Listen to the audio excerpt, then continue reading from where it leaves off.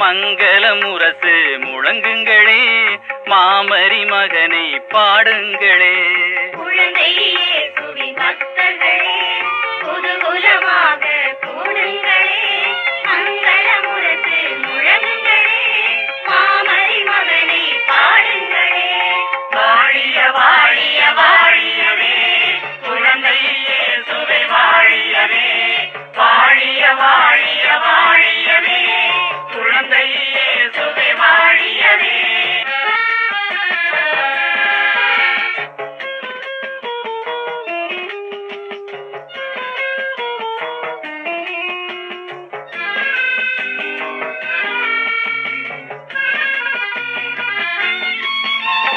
கவிராயபுரம் போல பல தலங்கள், அவர் கருணை மழை வீழும் அருள் நிலங்கள்.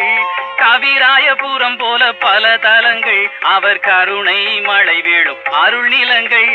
கவலைகள் தீர்ந்திட அங்கு செல்வோம், கடவுளின் அருளை நாம் அடைந்திடுவோம். கவலைகள் தீர்ந்திட அங்கு செல்வோம், கடவுளின் அருளை நாம் அடைந்திடுவோம். குழந்தை இயேசுவின் பக்தர்களே, குதூகலமாக கூடுங்களே, மங்கள முரசு முழங்குங்களே, மாமரி மகனை பாடுங்களே. வாழிய வாழிய வாழியவே, குழந்தை இயேசுவே வாழியவே. வாழிய வாழிய வாழியவே, குழந்தை இயேசுவே வாழியவே. வாழிய வாழிய வாழியவே, குழந்தை இயேசுவே வாழியவே.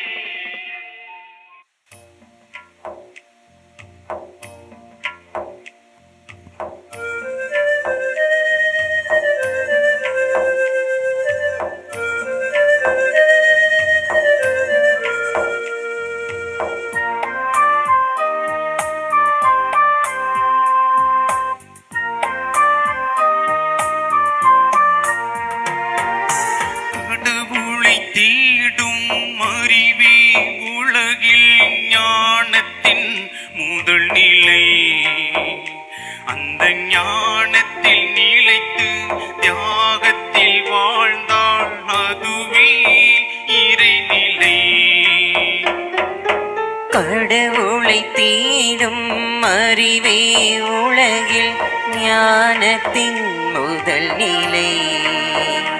அந்த ஞானத்தில் நிலைத்து தியாகத்தில் வாழ்ந்தாள், அதுவே இறைநிலை. இயேசுவின் தலைமையில் இறையாட்சி மலர இறை மக்கள் வருவோம், இறைவனை வருவோம், பலியில் இணைவோம், இறை அன்பில் நாளும் வளர்வோம். நாம் வருவோம், பலியில் இணைவோம், இறை அன்பில் நாளும் வளர்வோம். தந்தை மகன் தூய ஆவியாரின் பெயராலே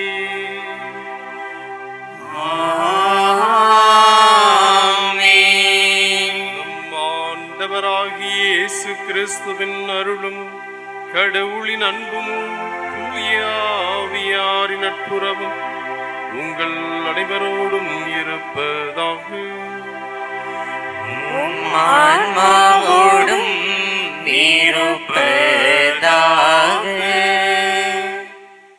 திருப்பலி முன்னுரை. ஆனந்தம் நிறைந்த உள்ளத்தோடு அற்புத குழந்தை இயேசுவின் இந்த யூபிலி திருத்தலத்தில் கூடியுள்ள இறைக்குலமே, உங்கள் அனைவரையும் அற்புத குழந்தை இயேசுவின் இனிய நாமத்தினால் இத்திருப்பலியில் பங்கேற்க அன்போடு வரவேற்கிறேன். மனித வாழ்வு என்பது மரணத்தோடு நாம் தொடுக்கும் போர்தான். வாழ்வின் இறுதியில் மட்டுமல்ல, வாழ்வின் ஒவ்வொரு வினாடியும் நாம் மரணத்தை சந்திக்கிறோம். கவலைகள், துன்பங்கள், மனக்கலக்கங்கள், வேலையின்மை, எதிர்பார்ப்பது நிறைவேறாமல் ஏற்படும் ஏமாற்றம் என்று பல்வேறு வடிவங்களில் மரணத்தை நம் வாழ்வில் நாம் எதிர்கொள்கிறோம். இப்படிப்பட்ட மரணம் தன் பிடியை நம்மீது என்றென்றும் வைத்திருக்க இயலாது என்பதையே மீட்பர் இயேசுவின் உயிர்ப்பு நமக்கு கற்றுத்தரும் பாடம். ஆகவே அஞ்சாதீர்கள் என்று மொழிந்த இயேசுவில் நம் ஆழமான நம்பிக்கையை வைத்து நம் வாழ்வில் வரும் இடர்பாடுகளை உயிர்த்த இயேசுவின் துணையோடு வெற்றி கொண்டு அன்பின் சாட்சிகளாக அருள்வாழ்வு வாழ இறையருள் வேண்டி இணைவோம் இத்திருப்பலியில். இறை இயேசுவில் இனியவர்களே, அற்புத குழந்தை இயேசுவின் அன்பு சகோதர சகோதரிகளே, உங்கள் அனைவரையும் நம் ஆண்டவர் இயேசு, அற்புத குழந்தை இயேசு மகிமையாய் காட்சி தந்த இக்காட்சி திருத்தலத்திற்கு அன்போடு வரவேற்கிறேன். இத்திருப்பலியானது மதுரை உயர் மறை மாவட்டம் கவிராயபுரம் அற்புத குழந்தை இயேசு யூபிலி திருத்தலத்திலிருந்து உலகம் முழுவதும் வாழுகின்ற மாதா தொலைக்காட்சி அன்பு நேயர்களுக்காக, இன்னும் சிறப்பாக உலகம் முழுவதும் வாழுகின்ற கத்தோலிக்க கிறிஸ்தவர்களுக்காக மாதா தொலைக்காட்சி வழியாக ஒளிபரப்பு செய்யப்படுகிறது. உங்கள் அனைவருக்காகவும் இந்த திருப்பலியிலே நான் உருக்கமாக மன்றாடுகிறோம்.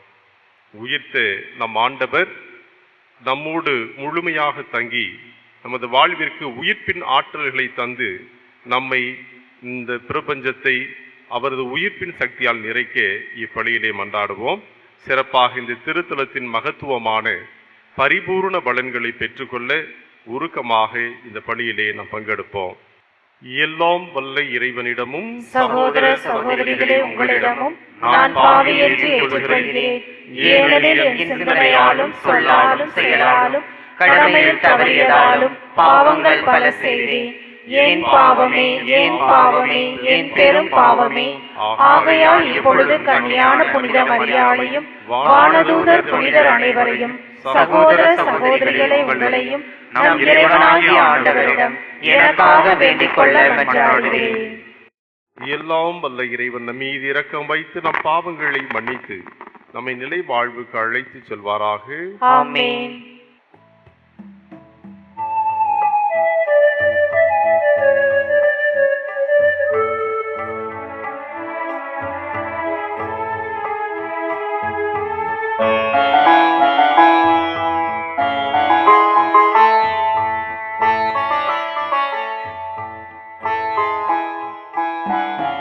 ஆண்டவரே இரக்கமாயிரும். ஆண்டவரே இரக்கமாயிரும். கிறிஸ்துவே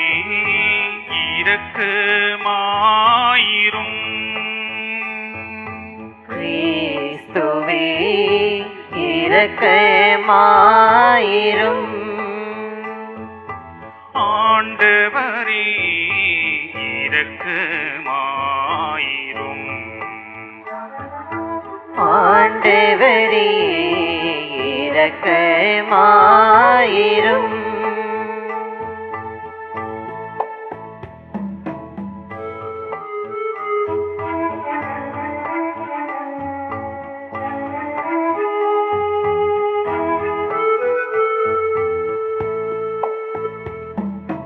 உன்னதங்களிலே கடவுளுக்கு ஆட்சி உண்டாகுக.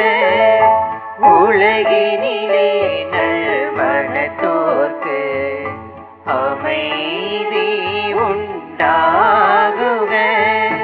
புகழ்கின்றோம் யாமும் உம்மையே, வாழ்த்துகின்றோம் இறைவனே.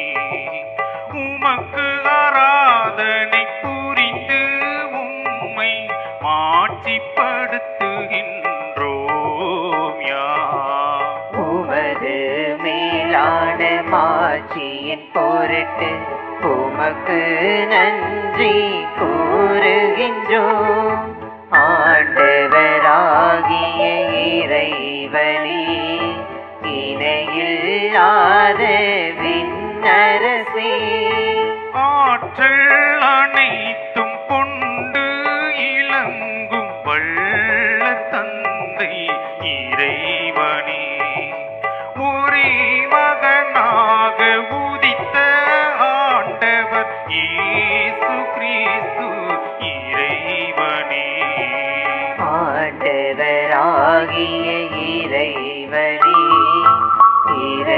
இறைவனின் திரு செம்மறியே தந்தையினின்று என்றென்றுமாக உதித்த இறைவன் மகனே நீ. உலகின் பாவம் போக்குபவரே நீரியம் மீது இறங்குமே. உலகின் பாவம் போக்குபவரே எங்கள் மன்றாட்டை ஏற்றருள்வே. தந்தையின் வலப்பக்கம் வீற்றிருப்பவரே நீரியம் மீது இறங்குவீர். ஏனெனில் இயேசு கிறிஸ்துவே நீர் ஒருவரே தூயவர். நீர் ஒருவரே ஆண்டவர், நீர் ஒருவரே உன்னதர். தூய ஆவியோடு தந்தை இறைவனின் ஆட்சியில் இருப்பவர் நீரே.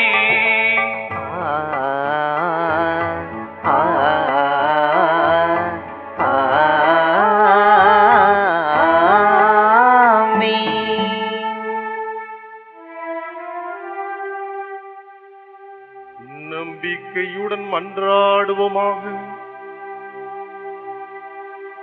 இறைவா, உமது திரு அவை புதிய மக்களை பெற்றெடுத்து தொடர்ந்து வளர செய்கின்றீரே. உம் அடியார்கள் நம்பிக்கையால் பெற்றுக்கொண்ட அருள் அடையாளத்தை வாழ்ந்து காட்டுவதில் நிலைத்து நிற்க செய்வீராக.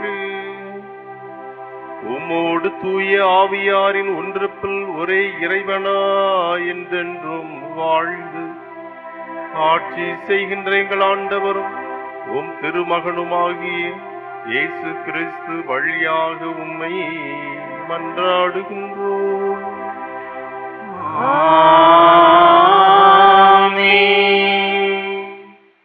திருத்தூதர் பணிகள் நூலிலிருந்து வாசகம். பெந்தகோஸ்து நாளில் பேதுரு 11 சேர்ந்து எழுந்து நின்று உரத்த குரலில் அவர்களிடம் பின்வருமாறு கூறினார். யூத மக்களே, எருசலேமில் வாழும் மக்களே, இதை தெரிந்து கொள்ளுங்கள். எனது சொற்களை கவனித்துக் கொள்ளுங்கள். இஸ்ரேல் மக்களே, நீங்கள் இந்த வார்த்தைகளை கேளுங்கள். கடவுள் நாசரேத்து இயேசுவின் வழியாக உங்கள் நடுவில் வல்ல செயல்களையும் அரும் செயல்களையும் அடையாளங்களையும் செய்து அவரை இன்னார் என்று உறுதியாக காண்பித்தார். இது நீங்கள் அறிந்ததே. கடவுள் தாம் வரையறுத்துள்ள திட்டத்தின்படியும் தம் முன்னறிவிப்பின்படியும் இந்த இயேசுவை உங்கள் கையில் விட்டுவிட்டார்.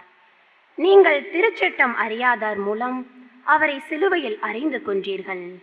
ஆனால் கடவுள் அவரை மரண வேதனையின்றி விடுவித்து உயிர்த்தெழச் செய்தார். ஏனென்றால் மரணம் அவரை தன் பிடியில் வைத்திருக்க முடியவில்லை. தாவீது அவரை குறித்து கூறியது, நான் ஆண்டவரை எப்போதும் என் கண்முன் வைத்துள்ளேன். அவர் என் வலப்பக்கம் உள்ளார். எனவே நான் அசைவுறேன். இதனால் என் இதயம் பேருவகை கொள்கின்றது. என் நா மகிழ்ச்சியால் நிறைந்துள்ளது. என் உடலும் எதிர்பார்ப்பில் நிலைத்திருக்கும். ஏனென்றால் என்னை பாதாளத்திடம் ஒப்புவிக்க மாட்டீர். உம் தூயவனை படுகொலியை காணவிட மாட்டீர். வாழ்வின் வழியை நான் அறியச் செய்வேன். உமது முன்னிலையில் எனக்கு நிறைவான மகிழ்ச்சி உண்டு.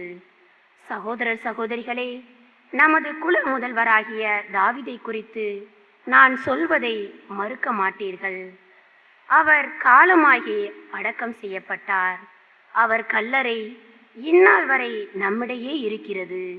அவர் இறைவாக்கினர் என்பதால் தம் வழித்தோன்றல் ஒருவர் அவரது அரியணையில் வீற்றிருப்பார் என்று கடவுள் உறுதியாக ஆணையிட்டு கூறியதை அறிந்திருந்தார். அவர் கிறிஸ்துவின் உயிர்த்தெழுதலை முன்னறிந்து அவரை பாதாளத்திடம் ஒப்புவிக்கப்பட மாட்டீர், அவரது உடல் படுகொலியை காணவிட மாட்டீர் என்று கூறியிருக்கிறார். கடவுள் இந்த இயேசுவை உயிர்த்தெழச் செய்தார். இதற்கு நாங்கள் அனைவரும் சாட்சிகள்.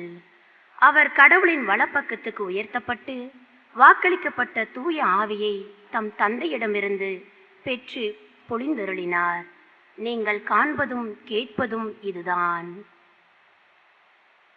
ஆண்டவரின் அருள்வாக்கு. இறைவனுக்கு நன்றி. இறைவா என்னை காத்தருளும், உம்மிடம் நான் அடைக்கலம் புகுந்துள்ளேன். இறைவா என்னை காத்தருளும், உம்மிடம் நான் அடைக்கலம் புகுந்துள்ளேன். இறைவா என்னை காத்தருளும், உம்மிடம் நான் அடைக்கலம் புகுந்துள்ளேன். நான் ஆண்டவரிடம் நீரே என் தலைவர் என்று சொன்னேன். இறைவா என்னை காத்தருளும், உம்மிடம் நான் அடைக்கலம் புகுந்துள்ளேன்.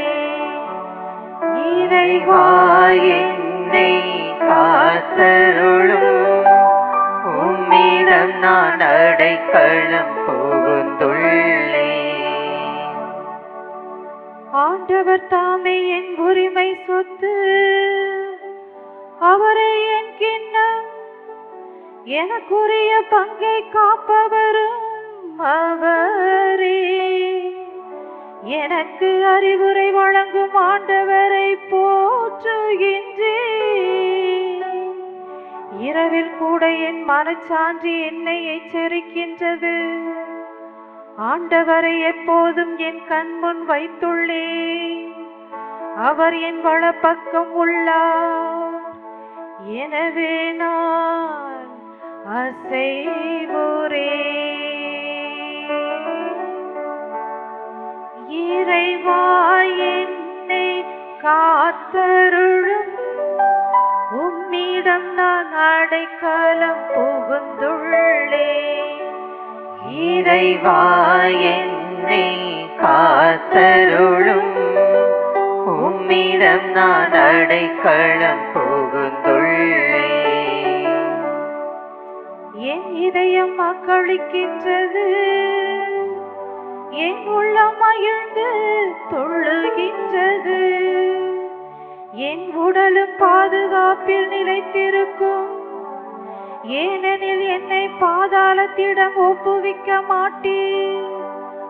உம் அன்பனை படுகொலியை காணவிட மாட்டேன்.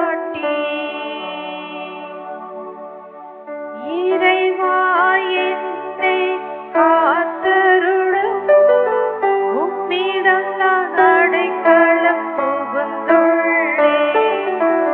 இறைவா என்னை காத்தருளும், உம்மிடம் நான் அடைக்கலம் புகுந்துள்ளேன். வாழ்வின் வழியை நான் அறிய செய்வேன். உமது முன்னிலையில் எனக்கு நிறைவான மகிழ்ச்சி உண்டு. உமது வலப்பக்கத்தில் எப்போதும் பேரின்பம் உண்டு. இறைவா என்னை காத்தருளும், உம்மிடம் நான் அடைக்கலம் புகுந்துள்ளேன். இறைவா என்னை காத்தருளும், உம்மிடம் நான் அடைக்கலம் புகுந்துள்ளேன்.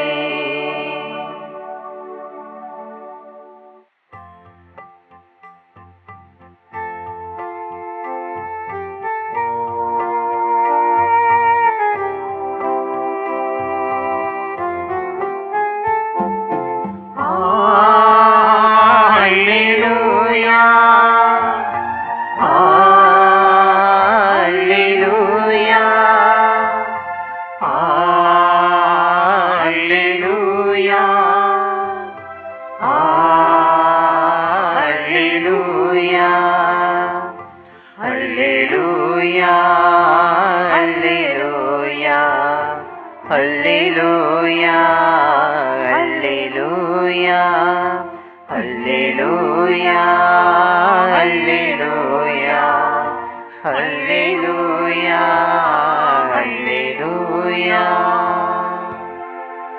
ஆண்டவர் தோற்றுவித்த வெற்றியின் நாள் இதுவே என்று அக்களிப்போம் அகமகிழ்வோம். அல்லேலூயா அல்லேலூயா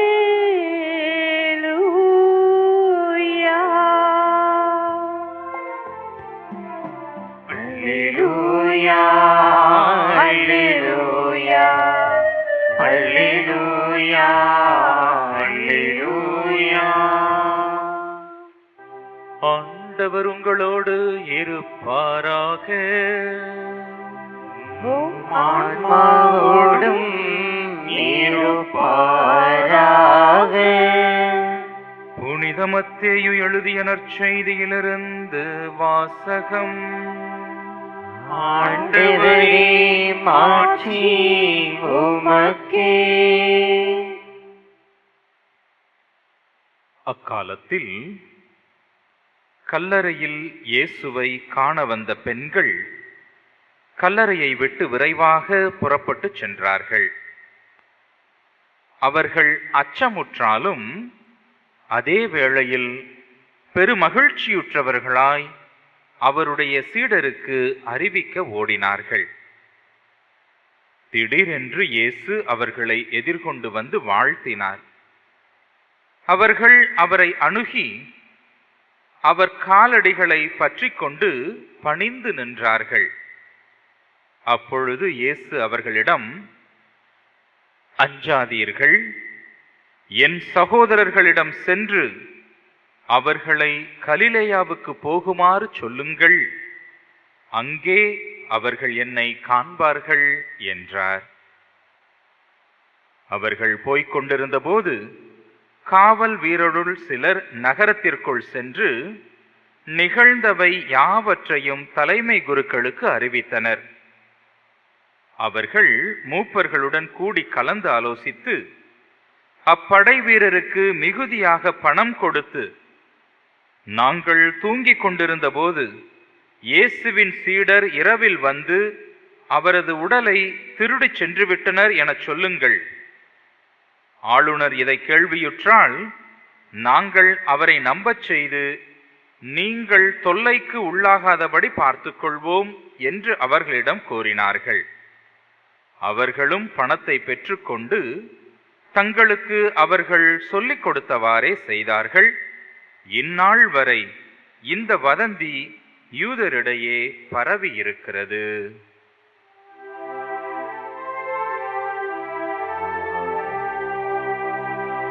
ஆண்டவரின் அருள்வாக்கு. கிறிஸ்துவே உமக்கு புகழ். 40 நாட்கள் தவத்திற்கு பிறகு இதோ ஆண்டவருடைய உயிர்ப்பின் மகிழ்ச்சியை கொண்டாடிக் கொண்டிருக்கிறோம்.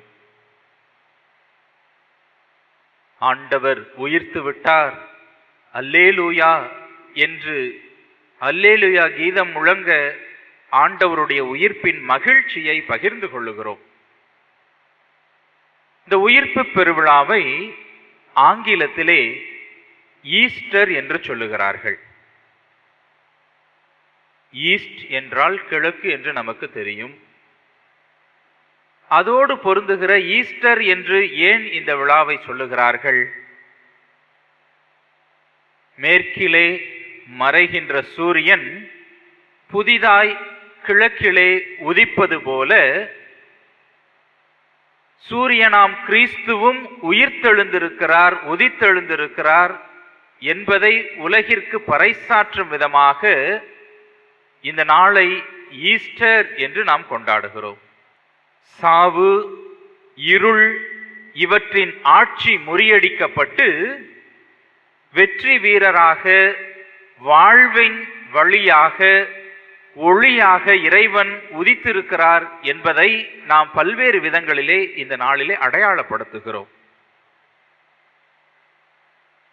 குளிர்காலத்திலே மங்கலாக இருக்கிற மறைந்து போகிற சூரியன் வசந்த காலத்திலே இன்னும் அதிக ஒளியோடு ஒளி வீசுகிறான்.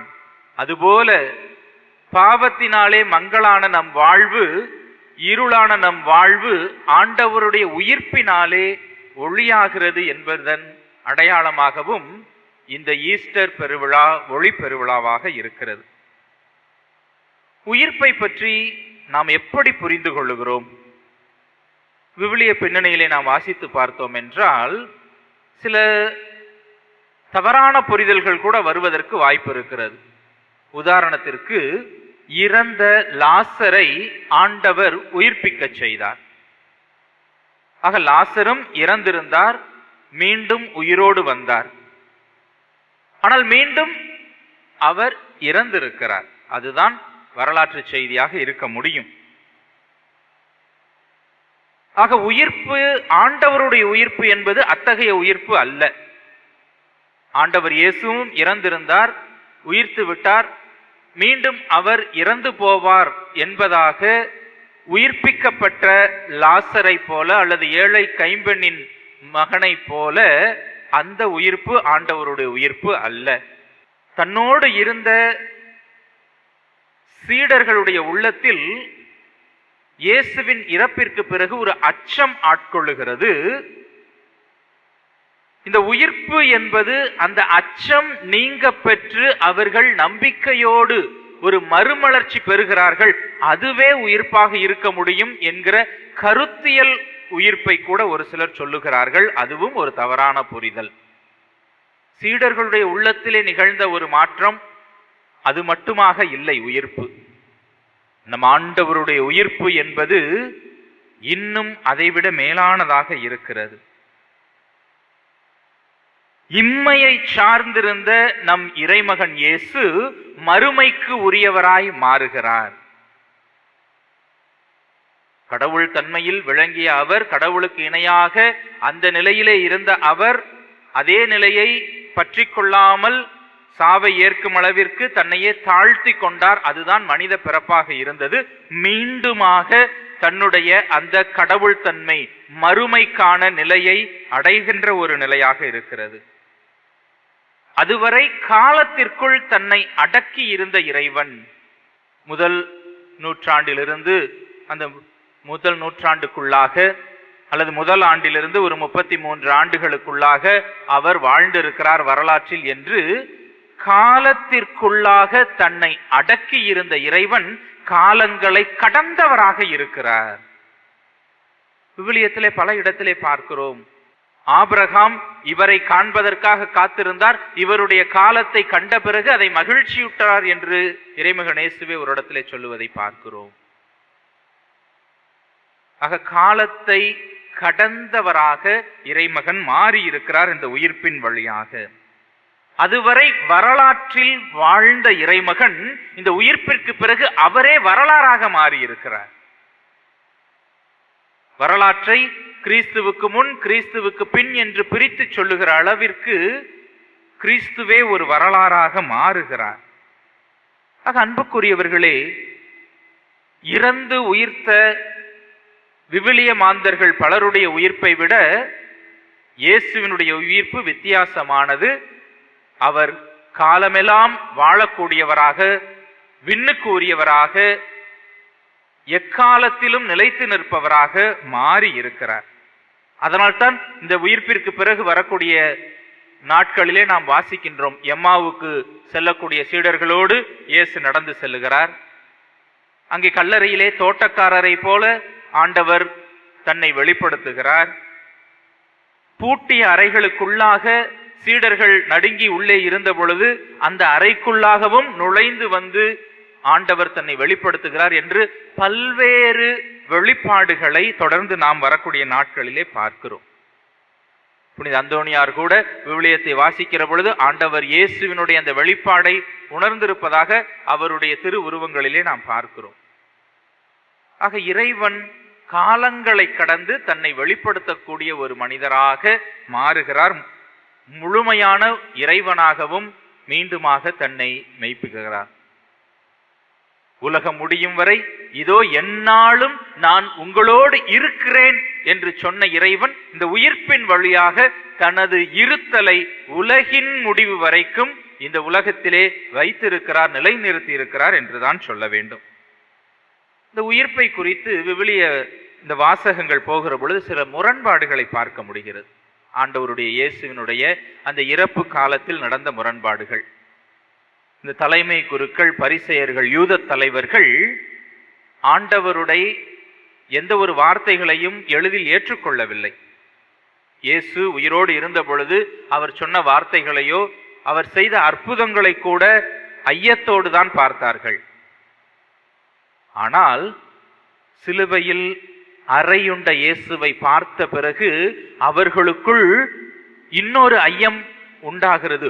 ஒருவேளை இவன் சொன்னபடி உயிர்த்து விடுவானோ என்கிற பயம் அவர்களுக்குள் வருகிறது. அதனால்தான் அந்த கல்லறைக்கு அதிக காவல் இடுகிறார்கள். நீ நற்செய்தியிலே பார்க்கிறோம், அந்த காவலாளிகள் உண்மையிலேயே ஆண்டவர் உயிர்த்திருக்கிறார் என்பதை சொன்னாலும் கூட அதிக பணம் கொடுத்து அப்படி சொல்லாதீர்கள் என்று இந்த உயிர்ப்பை மறைப்பதற்கு தான் பார்க்கிறார்கள்.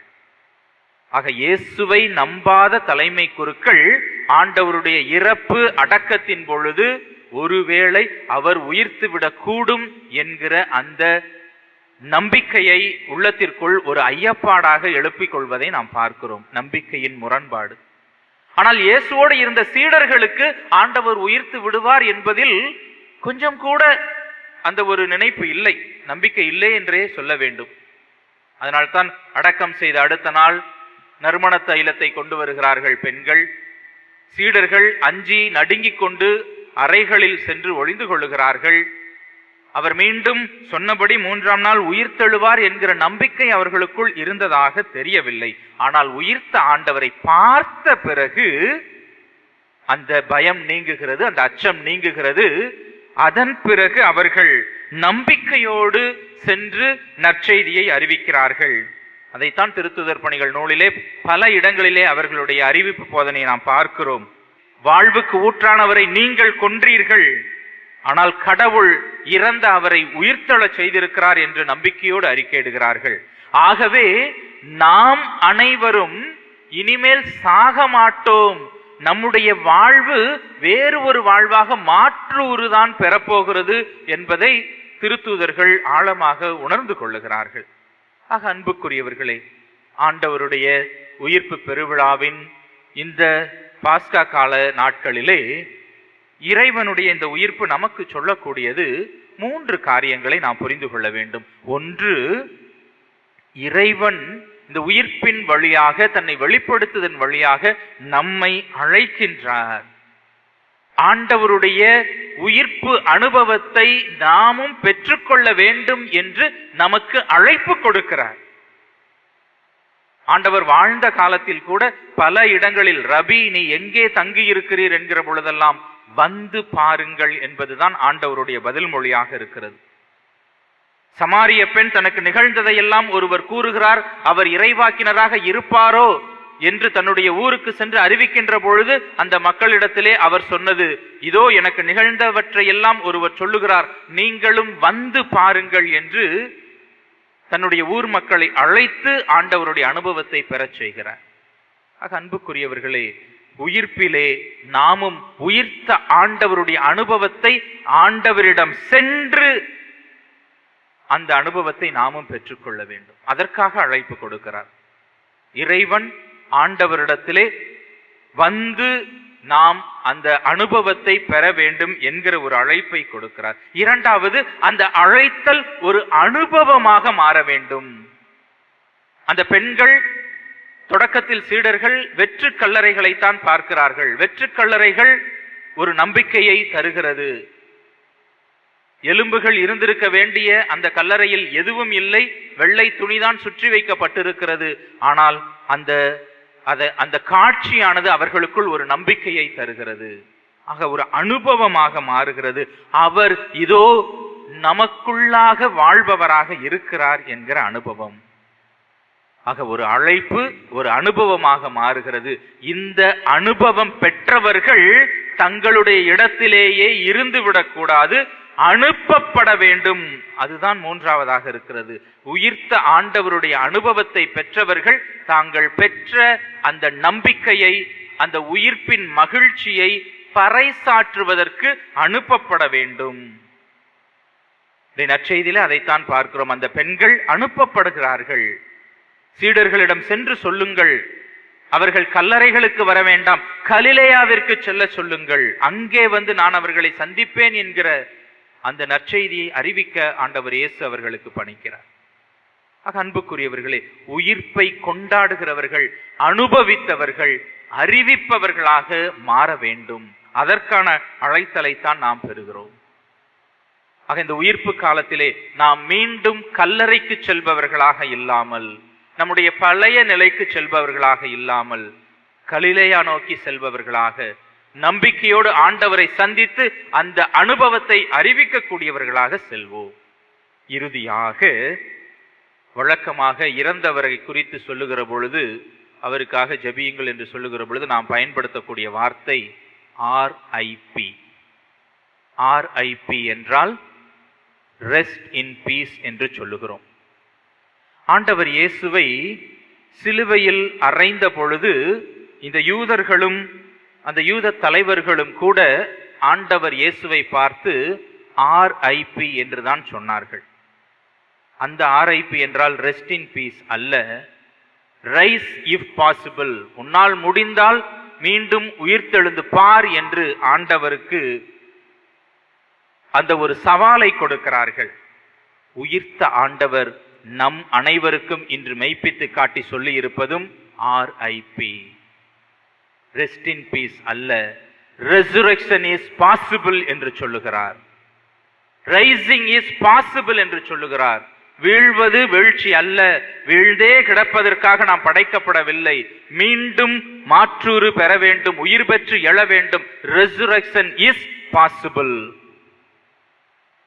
நாம் இன்று அவரில் நம்பிக்கை கொண்டவர்கள் சொல்ல வேண்டியது LIP. அது வார்த்தை அல்ல, வாழ்வு. Live in peace. அமைதியில் வாழ கற்றுக்கொள்வோம். அந்த வாழ்வை முழுமையாக வாழ்வோம். இறைவன் நம்மோடு இருந்து நம்மை வழி நடத்துவார். நமது மன்றாட்டுக்களை நம்பிக்கையோடு எடுத்து வைப்போம். உயிர்ப்பின் தெய்வமே எம் இறைவா, திரு அவையை வழிநடத்தும் எம் திருத்தந்தை, ஆயர்கள், குருக்கள், துறவரத்தார், நற்செய்தி பணியாளர்கள், பொது நிலையினர் அனைவரும் உம் திருமகனின் உயிர்ப்பினை தங்கள் வாழ்வில் அனுபவிக்கவும், உயிர்ப்பின் சாட்சிகளாக உலகெங்கும் நற்செய்தியை பறைசாற்றவும் தேவையான உடல் நலனையும் துணிவையும் அருள் வளங்களையும் பொழிந்து ஆசீர்வதித்திட வேண்டுமென்று இறைவா உம்மை மன்றாடுகின்றோம். ஆண்டவரே, எங்கள் மன்றாட்டை கேட்டருளும். அமைதியின் ஊற்றே எம் இறைவா, எம் நாட்டு தலைவர்கள் தன்னலமற்றவர்களாய் நாட்டு மக்களின் வளர்ச்சிக்கு தியாக உள்ளத்தோடு உழைக்க அருள் தாரும். நாட்டில் அமைதியும் சமத்துவமும் மனித நேயமும் மலர அருள் புரிய வேண்டும் என்று இறைவா உம்மை மன்றாடுகிறோம். ஆண்டவரே, எங்கள் மன்றாட்டை கேட்டருளும். நலன்களின் நாயகனே எம் இறைவா, உடல் மனநோயால் வேதனையுறுவோருக்கு நற்சுகமும் இளையோரும் குழந்தைகளும் உம்மீது விசுவாசம் கொண்டு ஞானத்திலும் கல்வியிலும் சிறந்திடவும், குடும்பங்களில் உமது அன்பும் சமாதானமும் நிறைந்திடவும், ஏழைகள், அனாதைகள், முதியோர், ஆதரவற்றோருக்கு நீரே ஆறுதலாகவும் அடைக்கலமாகவும் இருந்து காத்து வழிநடத்த வேண்டுமென்று இறைவா உம்மை மன்றாடுகின்றோம். ஆண்டவரே, எங்கள் மன்றாட்டை கேட்டருளும். வாழ்வளிக்கும் வள்ளலே எம் இறைவா, உம்மீது ஆழமான விசுவாசமும் நம்பிக்கையும் கொண்டு உம் ஆலயம் தேடி வந்து ஜெபிக்கின்ற திருப்பயணிகளின் அனைவரையும் அவர்களது குடும்பத்தினரின் கருத்துக்களையும் வேண்டுதல்களையும் ஏற்று ஆசீர்வதித்து பாதுகாத்து பராமரித்து வழிநடத்திட வேண்டும் என்று இறைவா உம்மை மன்றாடுகின்றோம். ஆண்டவரே, எங்கள் மன்றாட்டை கேட்டருளும். நமது தனிப்பட்ட தேவைகளுக்காகவும் மௌனமாக மன்றாடுவோம்.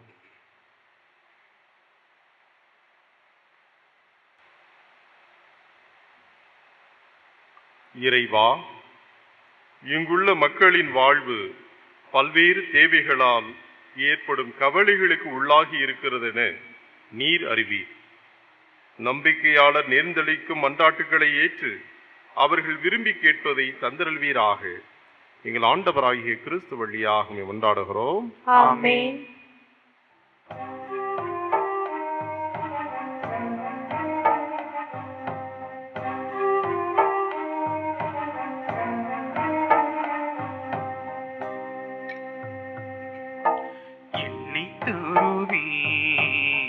உமக்காக உம்மில் இணைவே பலியாக என்னை தருவேன் உமக்காக உம்மில் இணைவேன் பலியாக நூறுங்குண்ட இதயத்தை விரும்பிடும் தெய்வமே உடைந்திக்க உள்ளமதை நாடிடும் அன்பரே உமக்காய் உம்மில் வாழ ஆசைக்கின்றேன் என்னை தருவேன் உமக்காக உம்மில் இணைவேன் பலியாக. அன்பு சகோதர சகோதரிகளே, உங்களுடையதும் என்னுடையதுமான இப்பலி எல்லாம் அல்ல தந்தையாக இறைவனுக்கு ஏற்றதாகும்படி மன்றாடுங்கள். ஆண்டவர் தமது பெயரின் புகழ்ச்சிக்காகவும் மாட்சிக்காகவும் நமது நன்மைக்காகவும் புனித திரு அவை அனைத்தின் நலனுக்காகவும் உமது கையில் இருந்து இப்பலியை ஏற்றுக்கொள்வாராக. இறைவா, உமது திரு அவையின் மக்களாகிய நாங்கள் காணிக்கைகளை பரிவுடன் கொண்டு வந்து உமது இரக்கத்தை இறங்குகின்றோம். அதனால் அவற்றை ஏற்று நாங்கள் உமது பெயரை அறிக்கையிடுவதாலும் திருமுழுக்கினாலும் புதுப்பிக்கப்பெற்று என்றென்றும் உள்ள பேற்றினை பெற்றுக் கொள்வோமாக. எங்கள் ஆண்டவராகிய கிறிஸ்து வழியாக உம்மை மன்றாடுகின்றோம்.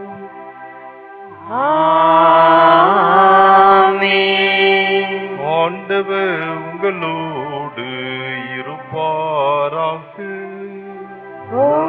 ஆன்மாவோடும் இருப்பாராக. இதயங்களை மேலே எழுப்புங்கள். ஆண்டவரிடம் எழுப்பியுள்ளோம். நம் இறைவனாகிய ஆண்டவருக்கு நன்றி பாடுவோம். அது தகுதியும் நீதியும் ஆனதே. ஆண்டவரே, எக்காலத்திலும் உம்மை புகழ்ந்துரைப்பதும் எல்லாவற்றுக்கும் மேலாக எங்கள் பாஸ்காவாகிய கிறிஸ்து பலியான இச்சிறப்பான காலத்தில் உம்மை இன்னும் மிகுதியாக வாழ்த்தி போற்றுவதும் மெய்யாகவே தகுதியும் நீதியும் ஆகும். எங்கள் கடமையும் மீட்புக்குரிய செயலுமாகும். ஏனெனில் உலகின் பாவங்களை போக்கும் மெய்யான செம்மறி அவரே, எங்கள் சாவை தமது சாவால் அழித்தவரும் தமது உயிர்ப்பினால் எங்கள் வாழ்வை புதுப்பித்தவரும் அவரே. ஆகவே பாஸ்கா மகிழ்ச்சி பொங்க அனைத்துலகின் மாந்தர் அனைவரும் மக்களிக்கின்றனர். அவ்வாறே ஆற்றல் மிக்கோரும் அதிகாரம் கொண்ட தூதர்களும் உமது மாட்சியை புகழ்ந்து பாடி முடிவின்றி போற்றுவதாவது.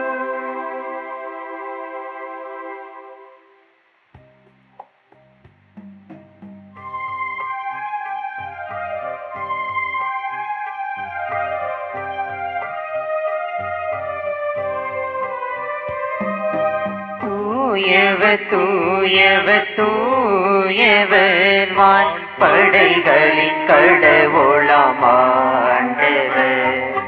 விண்ணகமும் மண்ணகமும் உமது மாட்சியால் நிறைந்துள்ளன. உன்னதங்களிலே ஓசன்னா, உன்னதங்களிலே ஓசன்னா. ஆண்டவர் பெயரால் வருகிறவர் ஆசி பெற்றவர். உன்னதங்களிலே ஓசன்னா, உன்னதங்களிலே ஓசன்னா.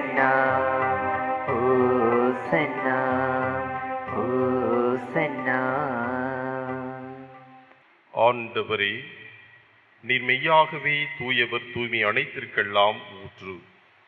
ஆகவே உம்முடைய ஆவியை பொழுதிய காணிக்கைகளை தூய்மைப்படுத்த உம்மை வேண்டுகின்றோம். இவ்வாறு எங்கள் ஆண்டவர் இயேசு கிறிஸ்துவின் திருவுடலும் திரு ரத்தமுமாக எங்களுக்கு இவை மாறுவனவாக. அவர் பாடுபட உளம் கனிந்து தம்மை கையளித்த போது அப்பத்தை எடுத்து நன்றி செலுத்தி அதை பிட்டு தம் சீடர்களுக்கு அளித்து அவர் கூறியதாவது: அனைவரும் இதிலிருந்து பெற்று உண்ணுங்கள், ஏனெனில் இது உங்களுக்காக கையளிக்கப்படும் என் உடல்.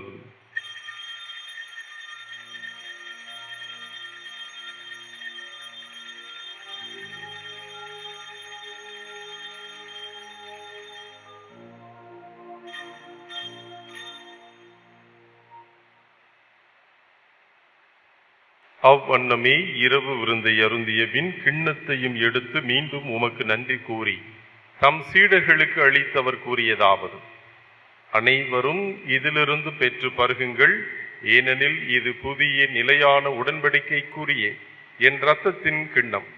இது பாவ மன்னிப்புக்கென்று உங்களுக்காகவும் பலருக்காகவும் சிந்தப்படும். இதை என் நினைவாக செய்யுங்கள்.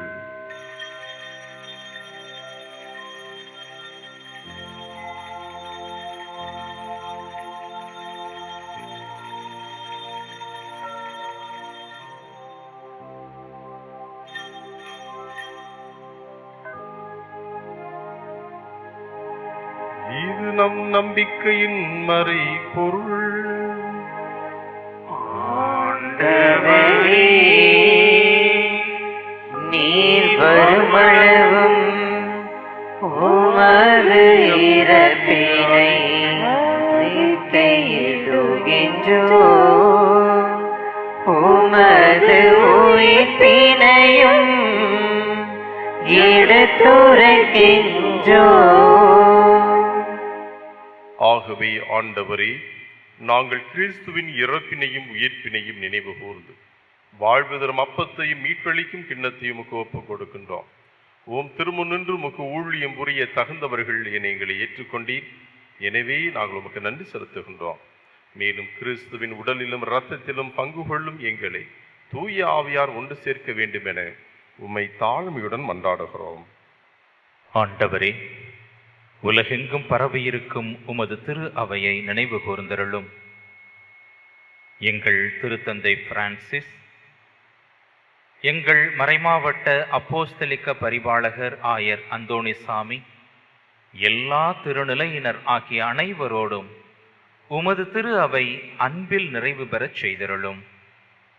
மேலும் உயிர்த்தெழும் எதிர்நோக்குடன் துயில் கொள்ளும் எங்கள் சகோதரர் சகோதரிகளையும் இறந்தோர் அனைவரையும் இரக்கத்துடன் நினைவு கூர்ந்து உமது திருமுக ஒளியினுள் ஏற்றருளும். எங்கள் அனைவர் மீதும் இரக்கமாயிரும். கடவுளின் கன்னித்தாயான புனித மரியா, அவருடைய கணவரான புனித யோசேப்பு, புனித திருத்தூதர்கள், இவ்வுலகிலும் உகந்தவராயிருந்த புனிதர்கள் அனைவருடனும் நாங்கள் நிலை வாழ்வில் பங்கு கொள்ளும் தகுதி பெற்று உம் திருமகன் இயேசு கிறிஸ்து வழியாக உம்மை புகழ்ந்தேத்தும் வரமருள உம்மை மன்றாடுகிறோம். இவர் வழியாக இவரோடு இவரில் எல்லாம் வல்ல இறைவனாகிய தந்தையே, தூய ஆவியாரின் ஒன்றுப்பு எல்லா புகழும் ஆட்சியும் என்றென்றும் உமக்கு உரியதே. ஆமென்.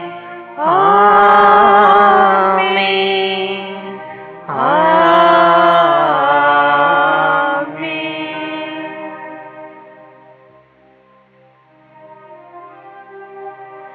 இறைமகன் இயேசு கற்றுக் கொடுத்தவாறு இவ்வுலகில் இறையாட்சி வர வேண்டும் என்று மன்றாடுவோம். உலகில் இருக்கிற எங்கள் தந்தையே, உமது பெயர் தூயதென போற்ற பெருக, உமது ஆட்சி வருக,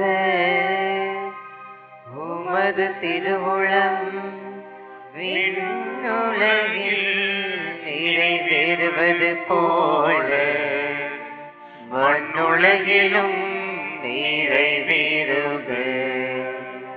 எங்கள் அன்றாட உணவை இன்று எங்களுக்கு தாரும். எங்களுக்கு எதிராக குற்றம் செய்வோரை நாங்கள் மன்னிப்பது போல எங்கள் குற்றங்களை மன்னியும். எங்களை சோதனைக்கு உட்படுத்தாதேயும், தீமையிலிருந்து எங்களை விடுவித்தருளும். ஆண்டவரே, தீமை அனைத்திலிருந்தும் எங்களை விடுவித்து எங்கள் வாழ்நாளில் அமைதியை கனிவுடன் அருள உம்மை மன்றாடுகின்றோம். உமது இரக்கத்தின் உதவியால் நாங்கள் பாவத்திலிருந்து எப்போதும் விடுதலை பெற்று யாதொரு கலக்கமும் இன்றி நலமாயிருப்போமாக. நாங்கள் எதிர்நோக்கி இருக்கும் பேரின்பத்துக்காகவும் எம் மீட்பராகிய இயேசு கிறிஸ்துவின் வருகைக்காகவும் காத்திருக்கின்றோம். ஏனெனில் ஆட்சியும் வல்லமையும் மாட்சியும் என்றென்றும் உமதே. ஆண்டவரே இயேசு கிறிஸ்துவே, அமைதியை உங்களுக்கு விட்டுச் செல்கின்றேன், என் அமைதியையே உங்களுக்கு அளிக்கின்றேன் என்று உம் திருத்தூதர்களுக்கு மொழிந்தீரே. எங்கள் பாவங்களை, குற்றங்களை, பலவீனங்களை பாராமல் உமது திரு அவையின் நம்பிக்கையையே கண்ணோக்கி உமது திருவுளத்திற்கேற்ப அதற்கு அமைதியையும் ஒற்றுமையையும் அளித்தருள்வீராக. என்றென்றும் வாழ்ந்து ஆட்சி செய்கின்றவர் நீரே.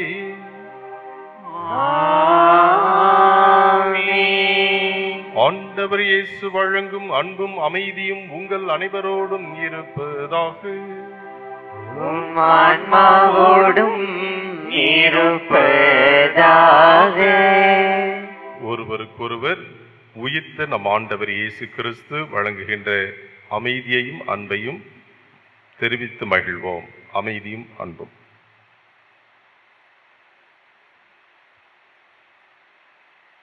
உலகின் பாவங்களை போக்கும் இறைவனின் செம்மறியே, எங்கள் மேல் இரக்கமாயிரும். உலகின் பாவங்களை போக்கும் இறைவனின் செம்மறியே, எங்கள் மேல் இரக்கமாயிரும். உலகின் பாவங்களை போக்கும் இறைவனின் செம்மறியே, எங்களுக்கு அமைதியை அளித்தருளும்.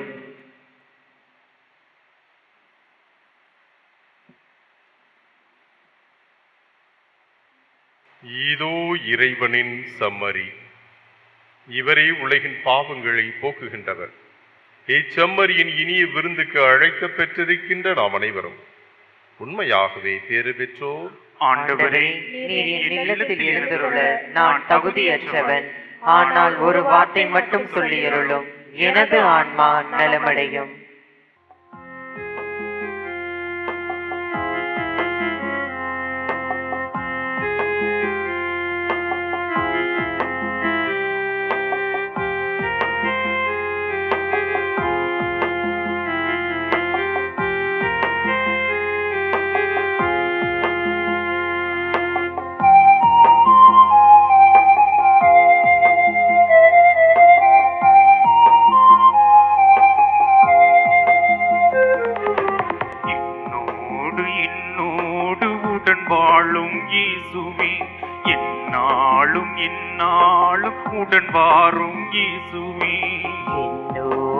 என்னோடு உடன் வாழும் இயேசுவே, என்னாலும் என்னாலும் உடன் வாழும் இயேசுவே.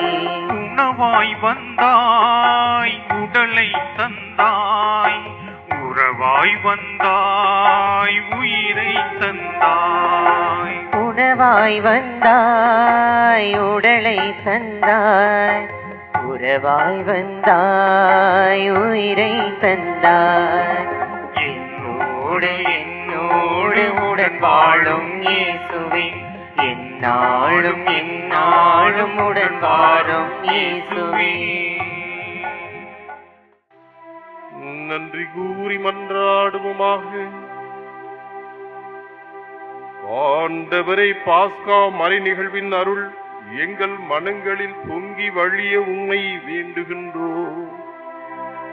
முடிவில்லா மீட்பின் வழியில் பயணம் தொடங்கிய இவர்கள் உம் கொடைகளுக்கு தகுதியுள்ளவர்களாகுமாறு நீர் அருள்வீராக.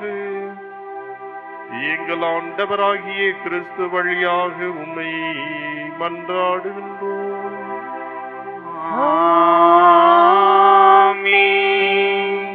ஆண்டவர் உங்களோடு இருப்பாராக. ஆன்மாவோடும் இருப்பாராக. எல்லாம் வல்ல இறைவன் தந்தை, மகன், தூய ஆவியாரின் ஆசி உங்கள் மீது இறங்கி உங்களோடு எந்நாளும் தங்குவதாக.